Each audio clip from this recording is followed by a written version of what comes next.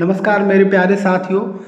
प्रयोगशाला परिचारक के रिजल्ट के विषय में मैं आपको कुछ अपडेट देता हूं, जो कि आप बहुत जगह से ढूंढने का प्रयास कर रहे होंगे और आपको मिल नहीं रही होगी। तो मेरे पास जो अपडेट है वो मैं आपको बता देता हूं अभी, वो आपके लिए काफ़ी फायदेमंद रहेगी।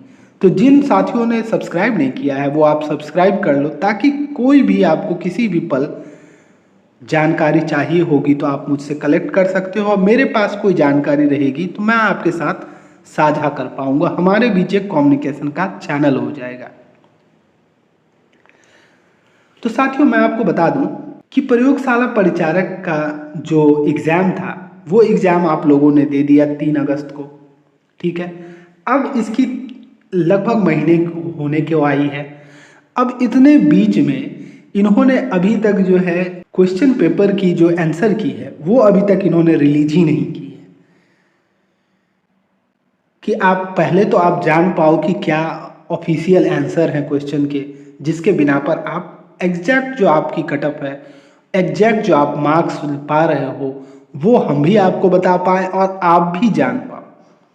तो हमारे पास तो अभी जो परीक्षा हुई है उसकी ऑफिशियल आंसर की भी नहीं है हमारे पास।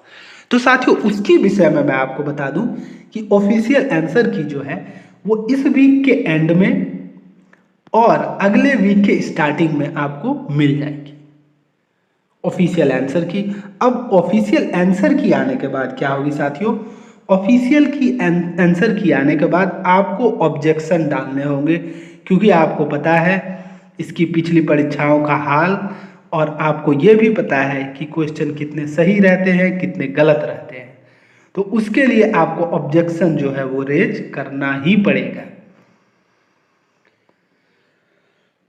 तो उसके ऑब्जेक्शन रेज के विषय में मैं आपको क्यों ना पहले ही आपको बता दूं, क्योंकि जैसे ही आएगा आप आंसर मिलाओगे, मैं भी आपको बता दूंगा कहाँ गलत है कहाँ सही है। उसके बाद आप ऑब्जेक्शन कर पाओगे, आपत्ति दर्ज कर पाओगे। तो देखो, मैं आपत्ति के विषय में बता देता हूँ कि आपत्ति जब आंसर की आ जाएगी 5-7 दिनों में, तो क्या होगी, आप देखो कि आप वेबसाइट पे पंजीकरण संख्या डाल के लॉगिन कर लोगे। लॉगिन करने के बाद आपको प्रत्येक प्रश्न पर 50 रुपए का शुल्क आपको जमा करना होगा। कुल भुगतान के बिना दावा आपत्ति मान्य नहीं होगी। अब 50 की मैं आपको गारंटी के साथ कहता हूँ 7-8 सवाल तो गलत ये रहेंगे ही रहेंगे, जो कि हम लोगों ने देखा भी क्वेश्चन पेपर में, और उसकी आंसर की भी आप देखोगे वहाँ भी वो कुछ मिस्टेक कर ही डालते हैं। ठीक है, तो ये तो 50 रुपए की मैंने बात कर दी। अब दूसरी देखे क्या है इसमें, एक बात आप देख लो कि बिना प्रमाण का दावा को अमान्य किया जाएगा। आप जो भी आपत्ति डालोगे उसके साथ आपको उसका प्रमाण भी आपको डालना पड़ेगा। ठीक है, प्रत्येक प्रश्न का दावा आपत्ति अलग अलग प्रस्तुत करना होगा। एक साथ एक से अधिक प्रश्नों का दावा नहीं कर सकते। एक बार आप जब डालोगे तो वहाँ एक प्रश्न आप डालोगे और उसकी आपको प्रमाण डालनी होगी। उसके बाद आप उसका शुल्क जमा करोगे। उसके बाद आप फिर से लॉगिन करोगे, फिर से आप यही प्रोसेस करोगे दूसरे प्रश्न के लिए।